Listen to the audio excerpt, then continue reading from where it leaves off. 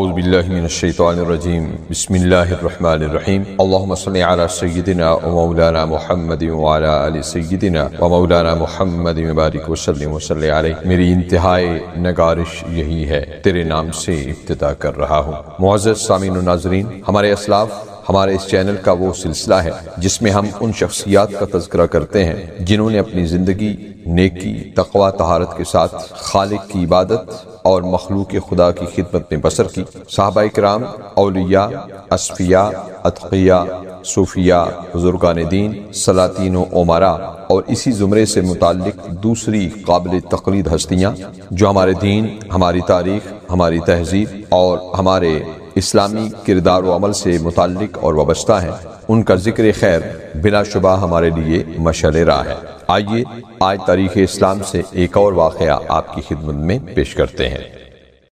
حضرت زکریا علیہ السلام کے صاحبزادے حضرت یحییٰ علیہ السلام ایک جنگل سے گزر رہے تھے کہ معاً ان کا سامنا شیطان سے ہو گیا۔ شیطان نے حضرت یحییٰ علیہ السلام کو دیکھتے ہی زار و قطار رونا شروع کر دیا۔ آپ علیہ السلام نے شیطان سے پوچھا، اس قدر دھاڑیں مار مار کر روتے کیوں ہو؟ کہنے لگا، اے اللہ کے نبی، آپ علیہ السلام خود ہی بتائیں کہ وہ کیوں نہ روئے جس نے ایک طویل عرصہ تک خدائے بزرگ و برتر کی بندگی کی ہو اور عبادت و ریاضت میں کوئی کسر نہ چھوڑی ہو، لیکن اس کی یہ عبادت بیکار اور رائے گاں جاتی رہی ہو۔ حضرت یحییٰ علیہ السلام نے اللہ سے عرض کی، یا الہی، یہ ملعون تو اب پچھتاتا ہے اور رو رو کر برا حال کیے دیتا ہے، کیا اس کے ساتھ مصالحت کی کوئی صورت نکل سکتی ہے؟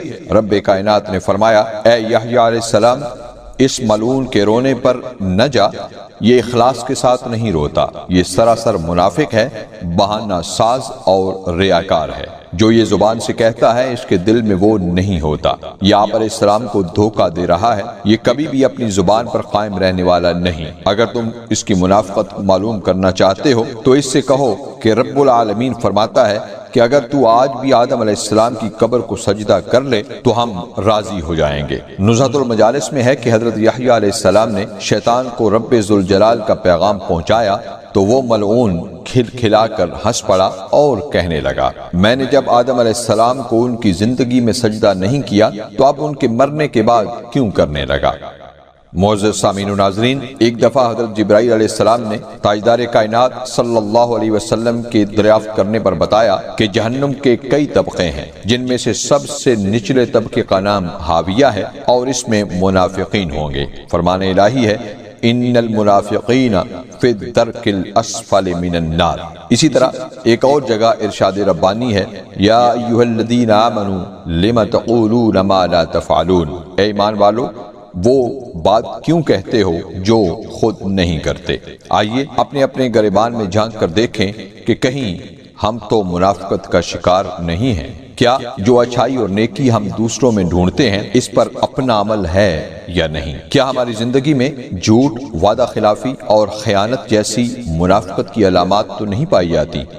اگر ایسا ہے تو ہمیں اپنے آپ کو بدلنے کی عملی کوشش کا آغاز کر دینا چاہیے، اس سے پہلے کہ بہت دیر ہو جائے۔ رب رحمان الرحیم سے دعا ہے کہ وہ ہمیں توفیق دے کہ ہم جو کہیں وہی کریں اور محض زبانی کلامی کی بجائے عملی طور پر اپنی زندگی کو اللہ اور اس کے رسول کے فرامین کے مطابق بنائے۔ آمین۔